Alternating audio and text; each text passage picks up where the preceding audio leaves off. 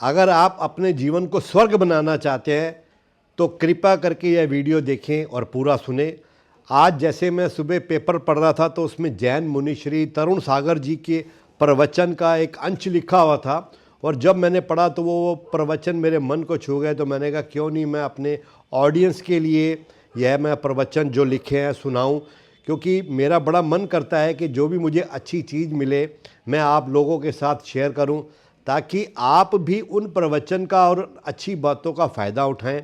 अगर किसी एक का भी परिवर्तन हो जाता है अच्छी बातें सुन के, वो प्रवचन सुन के, तो देखिए मेरे लिए सबसे बड़े प्रभु कृपा वही है। अगर किसी में थोड़ा सा भी चेंज आ जाए तो अब मैं आपको ये प्रवचन सुनाता हूँ। तो उससे पहले मैं आपसे एक रिक्वेस्ट करता हूँ, अगर आपने मेरा चैनल फॉलो नहीं किया तो प्लीज़ चैनल को फॉलो करें, लाइक करें सर, शेयर करें इस वीडियो को ज़्यादा से ज़्यादा। और कमेंट्स में मैं हमेशा बोलता हूँ राधे राधे लिखें, मुझे बहुत खुशी मिलती है तो जितने भी लोग राधे राधे लिखेंगे। तो अब ज़्यादा समय ना लेता हुआ मैं आपको ये सुनाता हूँ। इसका शीर्षक है बड़ा ढीठ मेहमान है दुख, घर में आए बिना मानेगा नहीं। और जैन मुनि श्री तरुण सागर जी के प्रवचन है ये। अगर ज़िंदगी को स्वर्ग बनाने की तमन्ना है तो पति और पत्नी, सास और बहू, बाप और बेटे को आपस में यह समझौता करना होगा कि अगर एक आग बने तो दूसरा पानी बन जाए। अपने घरों में थोड़े से पानी की व्यवस्था करके रखिए, पता नहीं कब किसके दिल में क्रोध की आग भड़क उठे।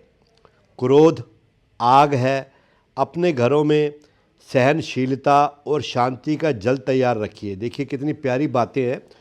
क्रोध हमारा गुस्सा आग है और हमारी सहनशीलता और शांति पानी है। पता नहीं कब तुम्हारा घर क्रोध की लपटों से घिर जाए। ध्यान रखो, पति कभी क्रोध में आग बने तो पत्नी पानी बन जाए, और पत्नी कभी अंगार बने तो पति जलधार हो जाए। जवानी पर ज़्यादा मत इतराना, क्योंकि जवानी सिर्फ 4 दिनों की है।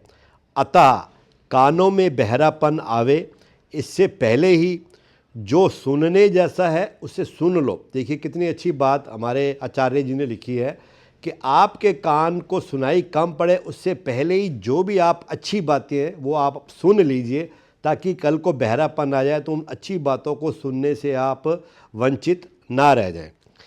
पैरों में लंगड़ापन आवे इससे पहले ही दौड़ दौड़ कर तीर्थ यात्रा कर लेना। बहुत ही देखिए सुंदर लाइन।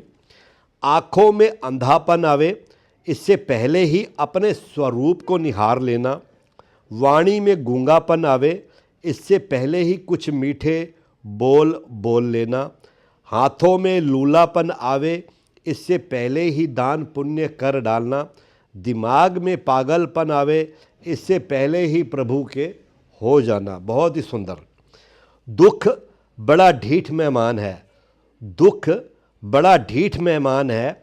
अगर यह तुम्हारे घर के लिए निकल पड़ा है तो पहुंचेगा जरूर। अगर तुम इस मेहमान को घर आते हुए देखकर सामने का दरवाज़ा बंद कर लो तो यह पीछे के दरवाजे से आ जाएगा। पीछे का दरवाज़ा भी बंद कर लो तो यह खिड़की में से आ जाएगा। खिड़की भी बंद कर लो तो छप्पर फाड़ कर नहीं तो फर्श उखाड़ कर आ जाएगा। ढीठ मेहमान है ये दुख। इसीलिए जीवन में सुख की तरह दुख का भी स्वागत करो। दुख की मेज़बानी के लिए तैयार रहो, यह सोचकर कि वे दिन नहीं रहे तो ये दिन भी नहीं रहेंगे। वाह जी वाह। तो देखिए हमारे आचार्य मुनि श्री ने इतनी प्यारी बातें लिखी हैं कि दुख जीवन में आएगा ज़रूर, लेकिन आपको यह सोचना है कि अगर सुख नहीं रहा तो दुख भी नहीं रहेगा, और दुख रहेगा तो सुख भी आएगा। तो जीवन की प्रक्रिया है आना और जाना। तो कभी भगवान ना करे कभी किसी पे दुख भी आ जाए तो वो हिम्मत मत हारे। अगर वो हिम्मत रखेगा तो प्रभु उस दुख को सहने की बहुत शक्ति देते हैं। तो आज ये इतना अच्छा प्यारा ये लेख लिखा था तो मेरे से तो रहा नहीं गया, तो मैंने कहा अपने ऑडियंस के लिए मैं ज़रूर इसको मैं सुनाऊंगा। और जो जो मुझे अच्छी चीज़ें मिलती हैं मैं आप सभी को सुनाता हूँ। राधे राधे, नमस्कार।